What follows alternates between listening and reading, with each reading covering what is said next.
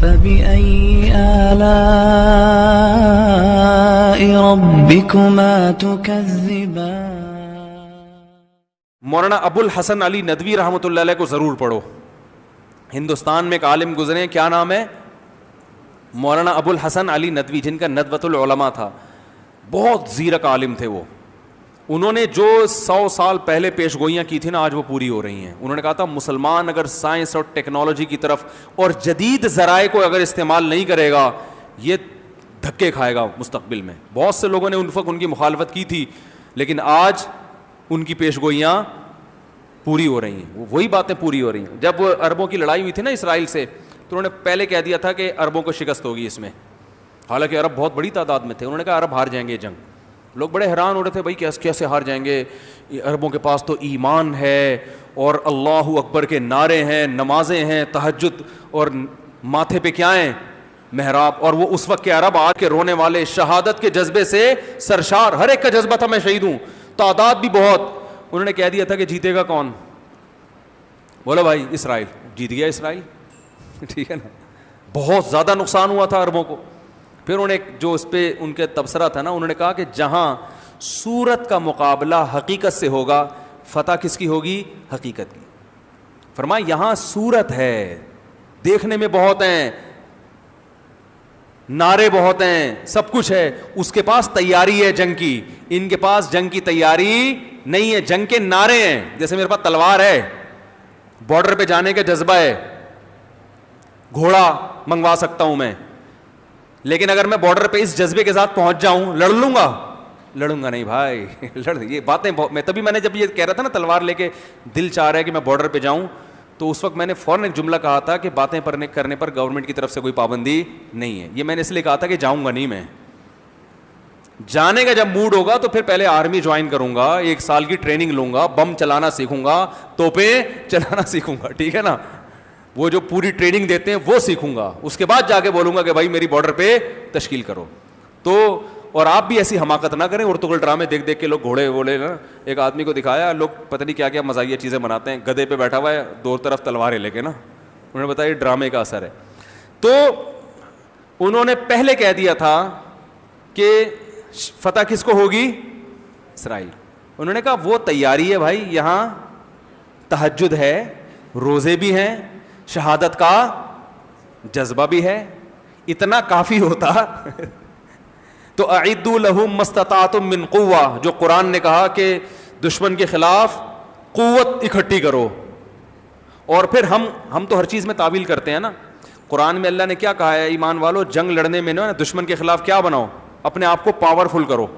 تو ہو سکتا ہے کوئی جاہل صوفی اٹھ کے اس آیت کی تشریح کرتا کہ یہاں قوت سے ایمانی قوت مراد ہے, دشمن کے خلاف ایمان مضبوط کرو. تو اللہ نے آگے فوراً کہہ دیا وَمِن رِبَاطِ الْخَيْلِ, استبل بناؤ گھوڑوں کے, صحیح ہے نا. اور حدیث میں آپ نے تشریح کر دی, فرمایا الا ان القوۃ الرمی, یاد رکھو یہاں قوت سے مراد تیر اندازی ہے, تیر اندازی, تیر چلانا سیکھو. تو صحابہ نے اس آیت کا یہی مطلب لکھا, تیر چلانا سیکھا صحابہ نے, نشانے درست کیے. اور آپ صلی اللہ علیہ وسلم نے صحابہ کو ایسی ترغیب دی, فرمایا جس نے تیر چلانا سیکھا اور بھول گیا وہ ہم میں سے نہیں ہے. نہیں یاری بات, جیسے قرآن حفظ کر کے بھولنے پر کہتے ہیں نا وعیدیں, ایسے ہی جو اسلحہ چلانا سیکھا اور بھول گیا, آپ نے فرمایا وہ ہم میں سے, بولو بھائی نہیں ہے. اتنا بڑا جرم کیا بھائی تم نے, تمہارا ڈیفنس کیسے ہوگا اگر تیر چلانا بھول گئے؟ ہم ہوتے ہم کہتے ہیں یا رسول اللہ میں تو تہجد پڑھتا ہوں, میں تو اتنا رو رو کے دعا مانگتا ہوں, فتح میرا مقدر ہے. اللہ کے نبی فرمائیں گے تو تیر چلانا آتا ہے؟ نہیں آتا نا. تو اللہ کے نبی ہمیں لڑنے کی اجازت نہیں دیں گے. بولیں گے قرآن میں اللہ کہہ رہا ہے ان کے خلاف قوت.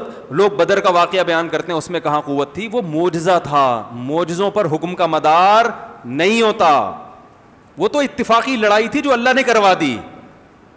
دیکھو معجزے تو یہ بھی ہوئے ہیں کہ نبی نے پانی میں ہاتھ ڈالا اور پانی ابلنا شروع ہو گیا. اب آپ کہو کہ بھی نارتھ کراچی میں پانی نہیں آ رہا ہے, بھائی مفتی صاحب آپ ٹینکی میں ہاتھ ڈالیں, جیسے نبی کا معجزہ ہوا, ہو سکتا ہے آپ کی کرامت ہو جائے. مفتی صاحب اگر عقل مند ہوں گے بولیں گے بھائی جاؤ KMC والوں سے لڑو, دھرنے دو, ٹینکر جو ہے نا ٹینکر مافیا کو ختم کرو, کنویں کھودو, یہ سارے کام کرو پھر بھی نہیں آئے تو ہو سکتا ہے میں ٹینکر میں ہاتھ ڈالوں, شاید اللہ نکال دے پانی. میرے گھر میں تو ابھی تک نکلا ہے نہیں, ٹھیک ہے نا. تو معجزے کوئی اصول تھوڑی ہوتے ہیں, معجزے تو اللہ کی مدد ہوتی ہے, وہ اللہ کا کام ہے. اللہ کہے کہ تم اپنا کام پورا کرو, پھر جو میرا ہوگا کبھی کبھار میں آسمان سے فرشتے بھی اتار دوں گا. اور ہوتے ہیں آج بھی مجاہدین کی مددیں ہوتی ہیں, فرشتے بھی اترتے ہیں, گھوڑے بھی اترتے ہیں, سب کچھ ہوتا ہے, اپنا کام پورا. تو اب مولانا ابو الحسن ندوی بڑے خاندانی عالم تھے, انہوں نے کہہ دیا تھا عربوں میں تقویٰ ہے, تہجد ہے, شہادت کا جذبہ ہے. اسرائیل کے پاس شہادت کا جذبہ بھی نہیں ہے, تقویٰ بھی نہیں ہے, تہجد بھی نہیں ہے, مگر تیاری جنگ کی پوری ہے. اسے پتہ ہے کہاں کہاں سے حملہ ہو سکتا ہے. کہا کہ وہاں حقیقت ہے, یہاں صورت ہے. مولانا ابو الحسن علی ندوی کا بڑا نام ہے عربوں میں بھی, اجمیوں میں بھی. عربوں میں ان کے علم کی بڑی دھاک تھی, اور وہ بڑے براڈ مائنڈڈ قسم کے عالم تھے, بہت وسیع مطالعہ تھا ان کا. اور جو پیش گوئیاں انہوں نے اس زمانے میں کی تھیں وہ اس زمانے میں پوری ہو رہی ہیں. ان کا ایک دعویٰ تھا کہ مسلمانوں کو اس لائن میں کمی پوری کرنے کی ضرورت ہے. ان میں ایک بہت اہم چیز یہ تھی کہ مسلمانوں کو دین کے علم کے ساتھ ساتھ دنیاوی علوم اور فنون میں ترقی کی بھی اتنی ہی ضرورت ہے جتنی قرآن و حدیث کے علوم کی ضرورت ہے. اور ان کی رائے یہ تھی کہ دینی مدارس میں دونوں علوم ضروری ہیں, ان دونوں علوم کو الگ نہیں کیا جائے گا, ورنہ قیادت ہمارے ہاتھ سے نکل جائے گی, ہم دنیا میں غلام بن جائیں گے. اس پہ ان کی بڑی مضبوط رائے تھی. خدا کی نافرمانی, اور اگر کسی سے ہو جائے تو فوراً توبہ کرے, پھر ہو جائے پھر توبہ کرے, پھر ہو جائے. یہ آپشن اللہ نے بڑا اچھا رکھا ہوا ہے کہ بار بار ٹوٹ جائے تو بار بار توبہ کرو. مایوسی کا حکم نہیں ہے کہ وہ ہو گیا تو اب بھول جائے, نہ. آدم سے غلطی ہوئی, توبہ کی, تو تم سے 100 دفعہ ہو 100 دفعہ توبہ کرو. اللہ تعالیٰ سمجھنے کی, عمل کی توفیق عطا فرمائے. آج میرا بیٹا آپ سے ملنے دوبارہ ہے, بس ذرا سی آپ کی نظر. کہاں ہے بھائی بچہ؟ کیڑا بچہ کہاں ہے جو ملنے کے لیے آیا ہے؟ تو ہمیں کیا پتا, اس چکر میں ہم 20-25 بچوں سے مل لیں گے. اب میرے ساتھ ایسا ہوتا ہے جیسے کوئی فون کا مجھے کہے نا کہ مجھے میں 5 منٹ میں آپ کو فون کرتا ہوں, میں کہتا ہوں آپ 5 منٹ میں پلیز فون نہ کریں, مجھے ابھی بات کر لیں. کہہ رہے نہیں میں دوبارہ کرتا ہوں, میں ذرا مجھے واش روم جانا ہے یا ایسا. میں نے کہا کیونکہ ہوتا یہ ہے کہ وہ 5 منٹ کے چکر میں میرے تو فون 24 گھنٹے کال آتی ہے, تو وہ مسلسل بجتا رہتا ہے. تو ایسے ہی ہوا کچھ دن پہلے, کوئی ایمرجنسی تھی, کسی نے کہا میں فون کر رہا ہوں, میں نے سمجھایا بھی, ان کی سمجھ میں نہیں آیا, تو وہی ان کے چکر میں الٹے سیدھے فون میں نے اٹھا لیے. ٹھیک ہے نا.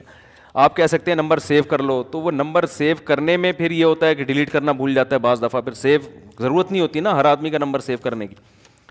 تو اب یہ ہے کہ بھائی نام بتا دیتے تو میں مل لیتا. کسی خاتون نے کہا کہ میں اس بچے کی ماں ہوں, وہ بچہ کئی دفعہ ملنے کی کوشش کر رہا ہے.